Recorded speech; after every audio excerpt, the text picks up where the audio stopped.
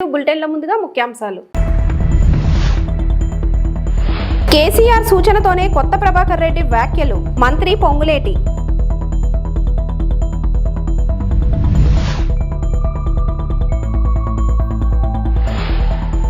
SC వర్గీకరణ ordinance కు ఆమోదం.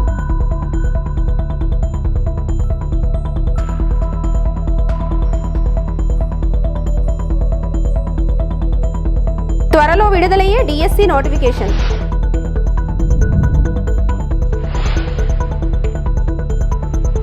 ఏపీలో వివక్షాల ప్లాన్, మత కలహాల కుట్ర. హోంమంత్రి అనిత.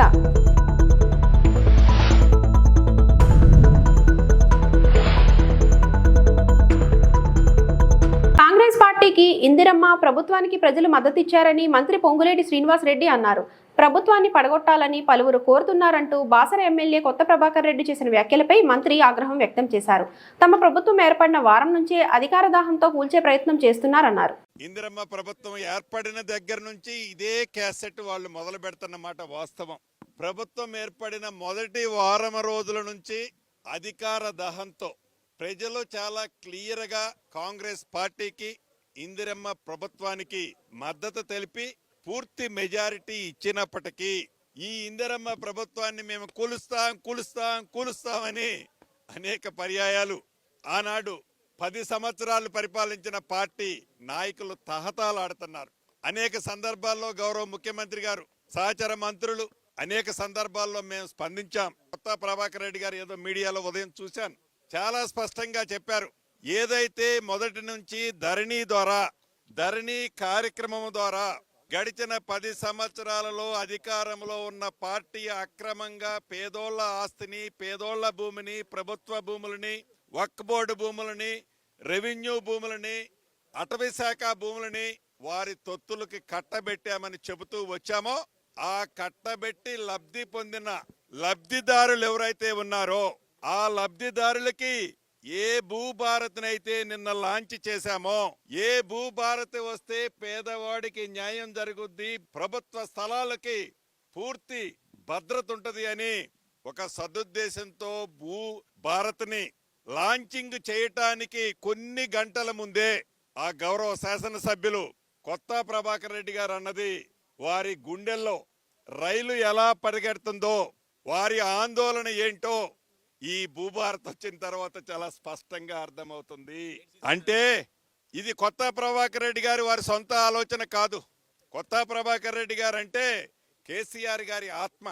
కేసీఆర్ గారి నోట్లో నుంచి ఏ మాట రావాలనో అది కొత్త ప్రభాకర్ రెడ్డి గారి నోట్లో నుంచి వచ్చే మాట. దానికి ఉదాహరణ ఉంది. ఆనాడు కేసీఆర్ గారు పార్లమెంటు సభ్యుడిగా రాజీనామా చేస్తే ఆ సీటుని కొత్త ప్రభాకర్ రెడ్డి గారికి ఇచ్చారు. బై ఎలక్షన్ లో కేసీఆర్ గారి అసెంబ్లీ గజ్వేల్ కాన్స్టిట్యున్సీకి ఇన్ఛార్జ్ ఎవరన్నాయి? కొత్త ప్రభాకర్ రెడ్డి గారు. అంటే కొత్త ప్రభాకర్ రెడ్డి గారు కేసీఆర్ గారి ఆత్మ అని చెప్పటానికి ఇంకొక నిదర్శనం అవసరంలా. ఏదైతే ఆనాడు కేసీఆర్ గారి ప్రభుత్వం, టిఆర్ఎస్ ప్రభుత్వం అధికారంలో ఉన్నప్పుడు ఏవైతే ప్రభుత్వ భూములు కొల్లగొట్టారో, పేదవాడి భూములు కొల్లగొట్టారో, ఆ భూములన్నీ మళ్ళీ తిరిగి వెనక్కి వస్తున్నాయని భయ ఆందోళనకి గురైన వారి తొత్తులు, ఆ పింక్ కలర్ షర్ట్ వేసుకున్న రియాలిటీ వాళ్ళు భయభ్రాంతులు చెంది అక్రమంగా సంపాదించిన ఆస్తి ఈ భూభారత చట్టం ద్వారా తిరిగి ప్రభుత్వం తీసుకుంటుందని వారి గుండెల్లో రైళ్లు పరిగెత్తి ఎంత ఏదైనా ఎన్ని కోట్లు ఖర్చైనా ఎమ్మెల్యేలని పశువుల్లాగా, సంతలో పశువుల్లాగా మీరు కొని కాంగ్రెస్ పార్టీని, ప్రజల ఎన్నుకున్న ఇందిరమ్మ ప్రభుత్వాన్ని కూలగొట్టండి అని కేసీఆర్ గారి సూచనల మేరకే, కేసీఆర్ గారి ఆలోచనల మేరకే, కేసీఆర్ గారి ఆత్మలో ఉన్నదానిని మేరకే ఈ కొత్త ప్రభాకర్ రెడ్డి గారు నిన్న మాట్లాడారు అనటానికి ఇంతకంటే నిదర్శనం ఏమీ అక్కరలేదు. యావత్ తెలంగాణ రాష్ట్రంలో ఉండే కాంగ్రెస్ కార్యకర్తలు, కాంగ్రెస్ ని అభిమానించిన వాళ్ళు, మొన్న ఎన్నికల్లో ఇందిరమ్మ రాజ్యం రావాలని కష్టపడి పనిచేసిన ప్రతి ఒక్క కార్యకర్త అప్రమత్తంగా ఉండాల్సిన అవసరం ఉంది. ఏదైతే ఈ 400 ఎకరాలు ప్రైవేటు వాళ్ళు, అది బిల్లీరావు గారు లాంటి వాళ్ళు దాన్ని కొట్టుకుపోవటానికి సహకరించిన ఆ ప్రభుత్వం, గత ప్రభుత్వం యొక్క ఆలోచనలకు భిన్నంగా ఈ ప్రభుత్వం ఆ ఆస్తిని వెనక్కి తీసుకొచ్చిన దాన్ని గత ప్రభుత్వ పెద్దలు జీర్ణించుకోలేకపోయారు. మొదటి విషయం. రెండో విషయం, ఏదైతే ఆ 400 ఎకరాలు నిరుద్యోగ యువతకి ఉద్యోగాల కోసం త్వరలో విడుదలయ్యే డిఎస్సి నోటిఫికేషన్ కూడా వర్గీకరణ ప్రతిపాదికనే జారీ అవుతుందని మంత్రి నిమ్మల రామానాయుడు తెలిపారు. కేబినెట్ భేటీలో తీసుకున్న నిర్ణయాలను నిమ్మల మీడియాకు వివరించారు. వేట నిషేధ సమయంలో మత్స్యకారులకు ఇచ్చే ఆర్థిక సాయాన్ని ఏప్రిల్ 26న జమ చేసేందుకు కేబినెట్ ఆమోదం తెలిపిందన్నారు. విశాఖలో ఐటీ దిగ్గజం టీఎస్సీకు 99 పైసలకే ఎకరా భూమి కేటాయింపుకు మంత్రివర్గం ఆమోద ముద్ర చేసిందన్నారు. మరి ఈరోజు ఆర్డినెన్స్కి కేబినెట్ ఆమోదం చెప్పడం జరిగింది.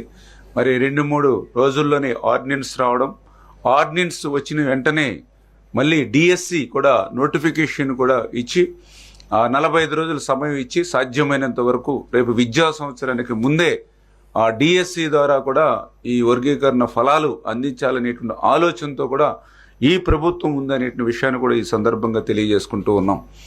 మత్స్యకారులకి 10,000 రూపాయలు ఇచ్చేటువంటి సాయాన్ని 20,000 రూపాయలకి పెంచి ఇస్తామని ఏదైతే చెప్పడం జరిగిందో, మరి ఆ యొక్క 20,000 రూపాయలు కూడా మరి ఈ యొక్క ఏప్రిల్ నెలలోనే 26వ తేదీకి అలా ఆ రోజు మరి గౌరవ ముఖ్యమంత్రి చంద్రబాబు నాయుడు గారు కూడా మరి ఒక మత్స్యకార గ్రామాన్ని సందర్శించి ఆ మత్స్యకార గ్రామంలోనే ఈ యొక్క 20,000 రూపాయలకు పెంచినటువంటి సాయాన్ని వేట నిషేధ కాలంలో ఎవరైతే ఉంటారో వాళ్ళకి అందించేటువంటి ప్రక్రియ కూడా ఆ 20,000 సాయం ఈ యొక్క ఏప్రిల్ 26వ తేదీన అందజేయాలనేటువంటిది కూడా ఒక నిర్ణయంగా మరి భావించడం జరిగిందని చెప్పి కూడా మీ ద్వారా కూడా తెలియజేసుకుంటూ, మరి అదేవిధంగా ఏదైతే యొక్క ఐటీ డిపార్ట్మెంట్ని స్ట్రెంగ్తన్ చేయాలి, 20 లక్షల ఉద్యోగాల కల్పన ఏదైతే మనం ఎన్నికల్లో చెప్పామో దాన్ని నెరవేర్చేటువంటి విధంగా ఐటీ డిపార్ట్మెంట్స్ని స్ట్రెంగ్తన్ చేసేటువంటి విధంగా పర్టికులర్గా ఏదైతే టీసీఎస్, ఎందుకంటే ఈవేళ ప్రపంచంలోనే ఒక అగ్రగామి సాఫ్ట్వేర్ ఏదైతే టీసీఎస్ ఏదైతే ఉందో మన రాష్ట్రంలో మరి పెద్ద ఎత్తున ఆ టీసీఎస్ విస్తరించేటువంటి విధంగా మరి వాళ్ళకు కూడా ఒక ల్యాండ్ ఏదైతే ఉందో మరి ఆ ల్యాండ్ కూడా వాళ్ళకి 99 పైసలకి మనం ఇచ్చేటువంటి విధంగా కూడా మనము ఒక నిర్ణయం తీసుకోవాలనేటువంటి విధానమే కాకుండా మిగిలినటువంటి డిపార్ట్మెంట్స్ కూడా, అంటే ఏదైతే మెగా సెంటర్ కానీ డేటా సెంటర్ కానీ ఏవైతే ఉన్నాయో వాటిని కూడా రీజనబుల్గా మనము వాళ్ళకి ఈ ల్యాండ్ను కానీ అదేవిధంగా దాంతోపాటు ఇతర సౌకర్యాలన్నీ కూడా కల్పించి తద్వారా పెద్ద ఎత్తున షెడ్యూల్ కులాల ఉపవర్గీకరణకు కేబినెట్ ఆమోదం తెలిపిందని సాంఘిక సంక్షేమ శాఖ మంత్రి డోలా బాల వీరాంజనేయ స్వామి వెల్లడించారు. 200 పాయింట్ల రోస్టర్ అమలుకు నిర్ణయం తీసుకుందన్నారు. విద్యా ఉద్యోగాల్లో ఉపవర్గాలకు రిజర్వేషన్ల ఫలాలు సమానంగా అందేలా త్వరలోనే గెజిట్ విడుదల చేస్తామని అన్నారు.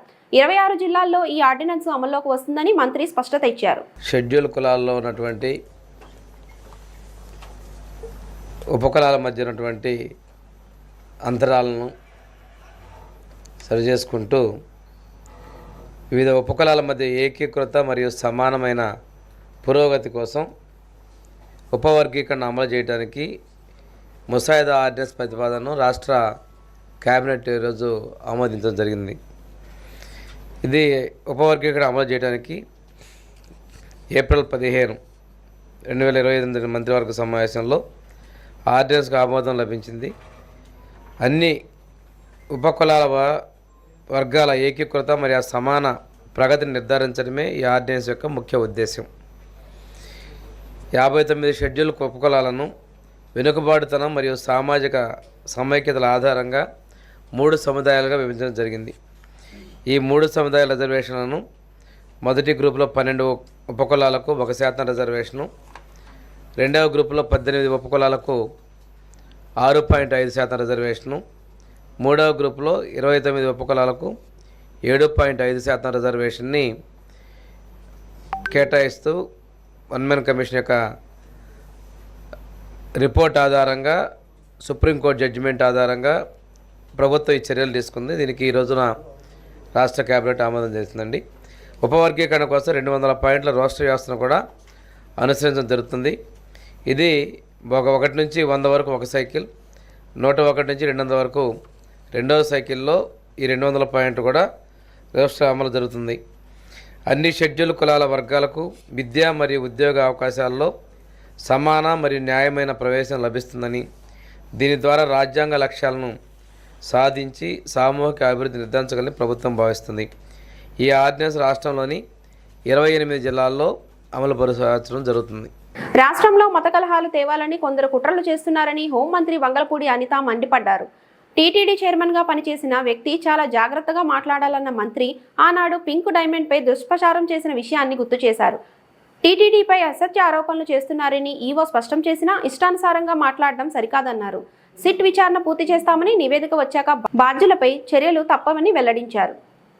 వ్యక్తి బయటకు వచ్చి ఆ తిరుపతి దేవస్థానం తాలూకా ప్రాధాన్యత, దాని తాలూకా సెంటిమెంట్ తెలిసిన వ్యక్తిగా ఆయన అటువంటి కామెంట్స్ చేసేటప్పుడు ఆయన సెన్స్ పనిచేయాలి, చిత్తశుద్ధితో ఉండాలి. ఎందుకంటే ఇది దేవుడితో కూడుకున్న వ్యవహారం, దేవుడికి సంబంధించిన వ్యవహారం. ఇప్పుడు ఏదో మత సంబంధించిన ఘర్షణలు తీసుకురావాలి, ఎక్కడో law and order issues create అవ్వాలి కాబట్టి ఈ రకంగా మనం చేయటం. ఇంతకుముందు మీకు తెలుసు ఒక పింక్ డైమండ్ అని చెప్పి ఒక రకమైన దుష్ప్రచారం చేశారు. అరే అసలు పింక్ డైమండే లేదు అని చెప్పి ఆర్కియాలజీ డిపార్ట్మెంట్ వాళ్ళు కూడా బయటకు వచ్చి చెప్పే పరిస్థితి వచ్చింది.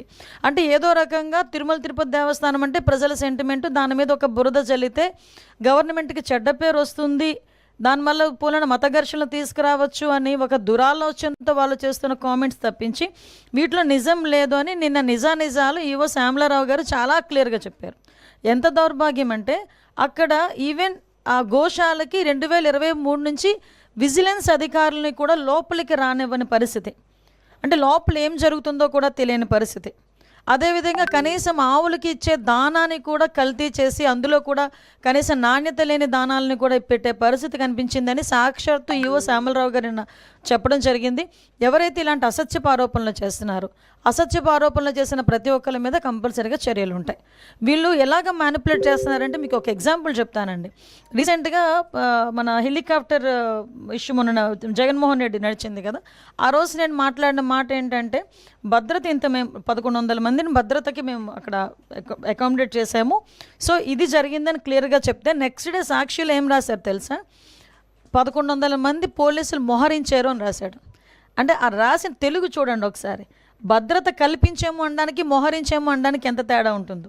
అంటే వాళ్ళు అలా రాసి జనాల్ని ఒక రకమైన ట్రాన్స్లోకి తీసుకెళ్ళడానికి ప్రయత్నం చేస్తున్నారు. సో మీకు ఎగ్జాంపుల్కి ఇది చెప్పాను. వాళ్ళ మైండ్ సెట్, వాళ్ళ మైండ్ గేమ్ ఎలా ఉంటుందని చెప్పడానికి. మీరు ఇందాక మన రామారెడ్డి గారు చెప్పారు మత ఘర్షణలు తీసుకురావాలని ఏకైక లక్ష్యం. దానికి ఏం చేశారంటే పాపం పాస్టర్ ప్రవీణ్ పగడాల గారిని ఏదో రకంగా ఓన్ చేసుకుందామని చెప్పి ప్రయత్నం చేసి వాళ్ళ తాలూకా కొంతమంది మనుషుల్ని పాస్టర్గా క్రియేట్ చేసుకొని రకరకాలుగా వాళ్ళ మీద ఎంత అంటే ఒక పాస్టర్ నోట్ నుంచి కొన్ని పదాలు మనం వినం ఎట్టి పరిస్థితుల్లోని కూడా. అటువంటిది మేము పాస్టర్ ముసుగులో కొంతమంది బయటకు వచ్చి నోటికి వచ్చినట్టు మాట్లాడారు. అయినా కూడా గవర్నమెంట్ చాలా నెమ్మదిగా ఉండి ఇట్టి పరిస్థితుల్లోని సమయం కోల్పోకుండా పోలీస్ డిపార్ట్మెంట్ వాళ్ళు కానీ మేము కానీ చాలా బ్యాలెన్స్డ్కి వెళ్ళాం. ఈ మధ్యకాలంలో జరిగిన సంఘటనలు మీకు తెలిసే ఉంటుంది. నరసన్నపేటలోని ఒక టెంపుల్ మీద వెళ్ళి జీసస్ వర్డ్స్ రాయించారు, ఒక చర్చ్ దగ్గరికి వెళ్ళి జై శ్రీరామ్ అని రాయించారు. అంటే ఇలాంటి సంఘటనలు చూస్తుండేటప్పుడు ఏదో విధంగా మత కల్లోహాలు తీసుకురావాలి, ఇక్కడ లా అండ్ ఆర్డర్ ఇష్యూస్ని క్రియేట్ చేయాలి అన్న ఒక దృక్పథం అన్నది చాలా క్లియర్గా కనిపిస్తుంది.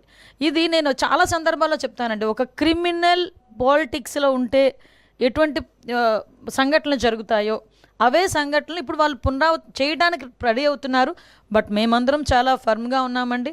ఎట్టి పరిస్థితుల్లోనే అటువంటి వాళ్ళు ఊహించుకొని ఏదో చేద్దాం అనుకున్నా కూడా చేసే పరిస్థితి అయితే ఉండదు. మేమందరం కూడా చాలా అలర్ట్. ప్రభుత్వానికి అండగా అభివృద్ధికి దాతలు సహకరిస్తే అభివృద్ధిలో దూసుకుపోతుందని డిప్యూటీ స్పీకర్ కునుమూరి రఘురామకృష్ణంరాజు అన్నారు.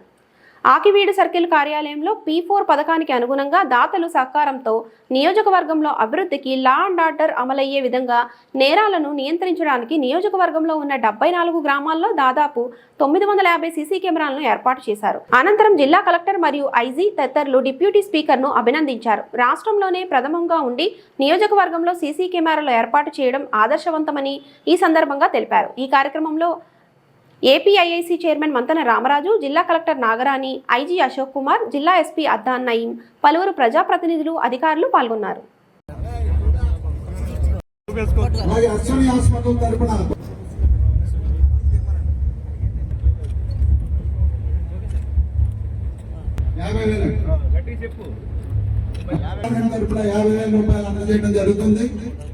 వంశీ గారు, మహేష్ కుమార్ గారు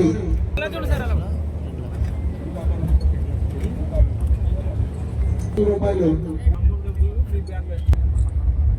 అలాగే ఏలూరుపాడు గ్రామం నుండి దాట్ల శ్రీనివాసరాజు గారు.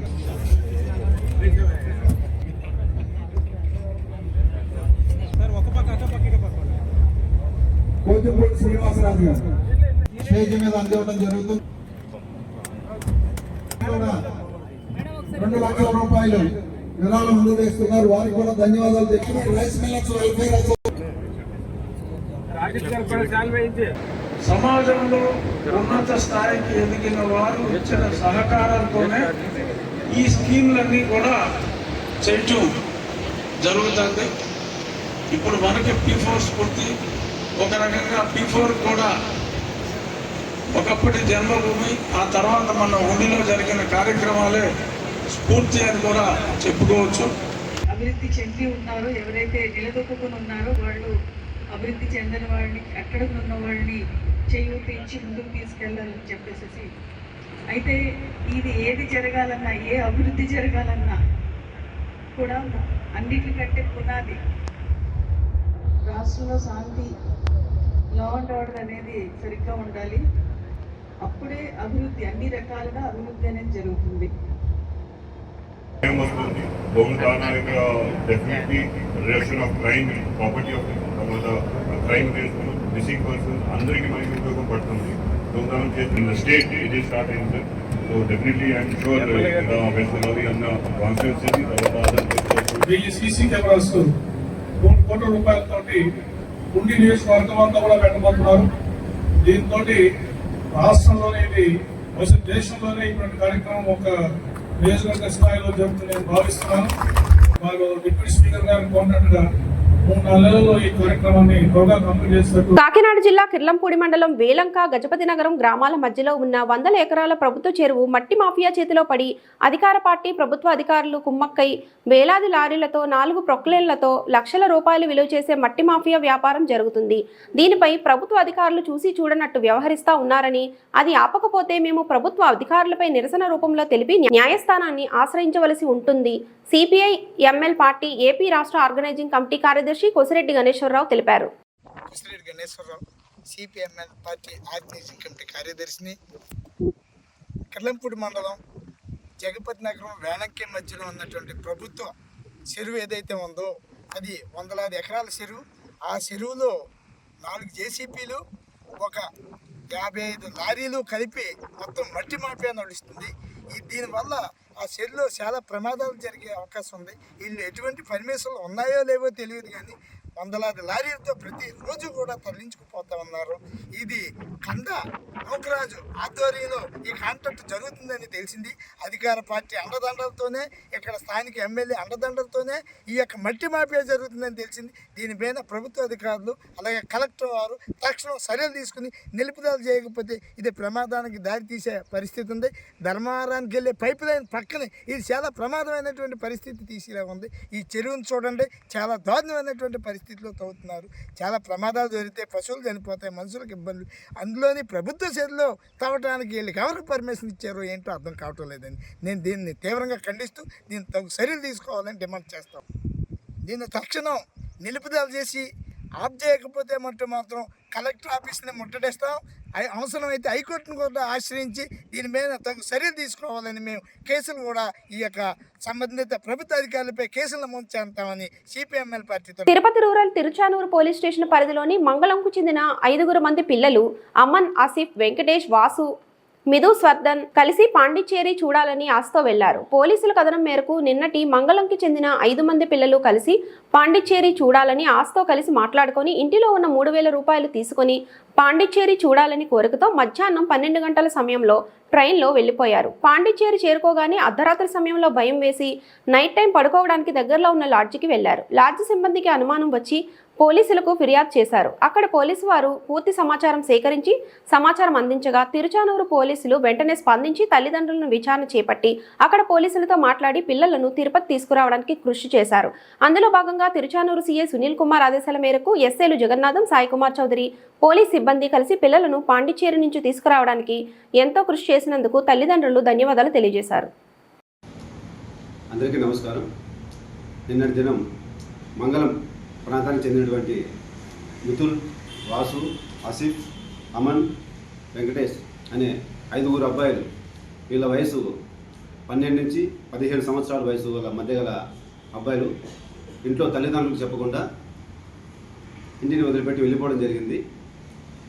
ఈ విషయం సాయంత్రము తల్లిదండ్రులు మా దృష్టికి తీసుకురాగా మా సిఐ గారి ఆదేశాల మేరకు వెంటనే ఇంటి దగ్గర విచారించి సీసీ కెమెరాలను పరిశీలించగా 5 మంది పిల్లలు కలిసి వెళ్తున్నట్టు గమనించడం జరిగింది. ఆ తర్వాత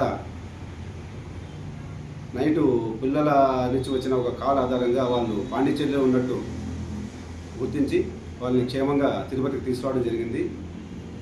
ఈ విషయంగా తల్లిదండ్రులకు తెలియజేయడం ఏమనగా, పిల్లలు స్కూల్కి వెళ్తున్నప్పుడు వాళ్ళు ఎవరితోనైనా చెడు తిరుగులు ఏమైనా తిరుగుతున్నారా, ఏదో చెడు అలవాట్లకి ఏమైనా అలవాటు పడుతున్నారా అనే విషయాలను తల్లిదండ్రులు గమనించాలి. అలాంటిది ఏమైనా చెడు అలవాట్లకు లోనైనట్టు, అలవాటు పడినట్టు ఏమైనా తెలిస్తే వెంటనే మా దృష్టికి తీసుకురాగలరని, వారికి వీళ్ళంత త్వరగా కౌన్సిలింగ్ అది ఇప్పిస్తే వాళ్ళ జీవితం బాగుంటుందనేది తెలియజేస్తున్నాము. పట్టణం మంగళం నందు నిన్నటి దినము మధ్యాహ్నం 12:30 గంటల నుంచి 1 గంట మధ్యలో 5 మంది పిల్లలు స్నేహితులైనటువంటి అమన్, ఆసిఫ్, వెంకటేష్, వాసు, మిథున్ వర్ధన్ అనేటువంటి 5 మంది పిల్లలు ఒకరికొకరు మాట్లాడుకొని వాళ్ళ ఇంట్లో ఉన్నటువంటి 3,500 రూపాయలు డబ్బులు తీసుకొని ఇంట్లో వాళ్ళకి ఎవరికి చెప్పకుండా బయటకు వచ్చేసి ట్రైన్లో పాండిచ్చేరికి వెళ్ళిపోవడం జరిగింది. ఈ విషయం వాళ్ళ పేరెంట్స్ వచ్చి నైట్ 8 గంటలకు స్టేషన్లో కంప్లైంట్ ఇచ్చారు. ఈ కంప్లైంట్ పైన ఇమ్మీడియట్గా మా ఎస్ఐ జగన్నాథ్ రెడ్డి మరియు టీము కొంతమంది అక్కడికి వెళ్ళి వాళ్ళ ఇండ్ల దగ్గర విచారించి ఎక్కడికి వెళ్ళారు, ఎలా వెళ్ళారు అనే దాని మీద విచారణ చేస్తుండగా మనకు సీసీ కెమెరాల్లో వాళ్ళు వెళ్ళిపోయిన అందరూ కలిసి ఒకేసారి పోయినట్టుగా తెలిసింది. ఆ తర్వాత వీళ్ళు పాండిచ్చేరికి వెళ్ళి అక్కడ ఒక లాడ్జ్ దగ్గర రూమ్ తీసుకోవడానికి వెళ్తారు. అక్కడ వాళ్ళ పేరు, అడ్రస్ అడగడంతో అక్కడ నుంచి ఒక ఫోన్ చేస్తారు. ఫోన్ చేస్తే మేము ఇమ్మీడియట్గా రెస్పాండ్ అయ్యి వాళ్ళతో మాట్లాడి అక్కడికి వాళ్ళని అక్కడి నుంచి తీసుకొని వచ్చి వాళ్ళ తల్లిదండ్రులకు అప్పగించడం జరిగింది. ఇది ఒక గంటన్నర టైంలో వాళ్ళని ఎక్కడున్నారు అనేది లొకేషన్ ట్రేస్ చేయడం జరిగింది. దాన్ని బేస్ చేసుకొని ఇమ్మీడియట్గా రాత్రి వాళ్ళ పేరెంట్స్కి వాళ్ళకి చెప్పి వాళ్ళని తీసుకొని వచ్చి వాళ్ళకి హ్యాండ్ ఓవర్ చేయడం జరిగింది. Thank you. ఇంకా చెప్పదలుచుకుంది ఏమంటే, మా ఎస్పీ గారి ఆదేశాల మేరకు మరియు మా డిఎస్పీ గారి సూచనల మేరకు తిరుచానూరు ఇన్స్పెక్టర్ అయినటువంటి నేను, మా సిబ్బంది అందరూ కూడా మేము మా తిరుచానూరు పోలీస్ స్టేషన్ లిమిట్స్కి సంబంధించిన ప్రజలందరికీ తెలియజేయడం ఏమనగా, మీరు మీ పిల్లల్ని జాగ్రత్తగా చూసుకోండి. ఎందుకంటే వాళ్ళు ఎక్కడికి వెళ్తున్నారు ఏమనేది మీరు మీ పిల్లల యొక్క నడవడికను, వాళ్ళు నడుచుకునే విధానాన్ని మరియు ఎవరితో తిరుగుతున్నారు అనేది కూడా మీరు గమనించాలా. ఇందులో ఒక 2-3 పిల్లలు కొంచెం స్కూల్కి వెళ్ళకుండా ఇంటి దగ్గర ఉండేటటువంటి పిల్లలతో జత చేరి ఆ మిగతా 3 పిల్లలు కూడా వాళ్ళతో కలిసి వెళ్ళడం జరిగింది. కాబట్టి మీ పిల్లలు ఎవరితో తిరుగుతున్నారు అనేది మీకే తెలుస్తుంది. కాబట్టి అలాంటి ఎవరైనా చెడు సహవాసాలకు అలవాటై వెళ్తున్నట్లయితే మీరు వాళ్ళ విషయంలో ఏదన్నా మాకు ఇన్ఫర్మేషన్ ఇస్తే అలాంటి వారిని కొంచెం తీసుకొని వచ్చి కౌన్సిలింగ్ ఇవ్వడం, వారికి మంచి ప్రవర్తన ఎలా నడుచుకోవాలనే దాని మీద వాళ్ళకి కౌన్సిలింగ్ చేసి పంపిస్తాము. కాబట్టి తల్లిదండ్రులు ఫస్ట్ నుంచి మీరే మీ పిల్లల్ని జాగ్రత్తగా చూసుకోవాలి. అలాగే వాళ్ళు ఎక్కడ వెళ్తున్నారు, ఎవరితో తిరుగుతున్నారు, ఏం అలవాట్లు చేసుకుంటున్నారు అనే దాని మీద ప్రత్యేక శ్రద్ధ మీరే పెట్టాలి. మీ వల్ల మీరు చెప్పినా వినకపోయినప్పుడు పోలీస్ స్టేషన్లో వచ్చి మాకు కానీ మా కానిస్టేబుల్ బీట్స్ తిరుగుతుంటారు, బీట్స్ తిరిగేటప్పుడు బ్లూ కోట్స్ వాళ్ళకి కానీ మా కానిస్టేబుల్, హెడ్ కానిస్టేబుల్ మీ ఏరియాలోకి మేము పంపిస్తున్నాం, వస్తున్నారు. అక్కడికి వచ్చినప్పుడు వాళ్ళకి చెప్తే వాళ్ళని పిలుచుకొని వచ్చి వాళ్ళ మీద ప్రత్యేక చొరవ తీసుకొని వారిని మంచిగా నడుచుకునే విధంగా మేము వారికి కౌన్సిలింగ్ చేయడం జరుగుతుంది. కాబట్టి ప్రతి ఒక్కరు కూడా పోలీస్కి సహకరించండి. పోలీసు యొక్క సేవలను మీరు ఉపయోగించుకోవాల్సిందిగా మీ అందరికీ మనవి చేసుకుంటున్నాను. Thank you. ఈ వార్తలు ఇంతటితో సమాప్తం. నమస్తే.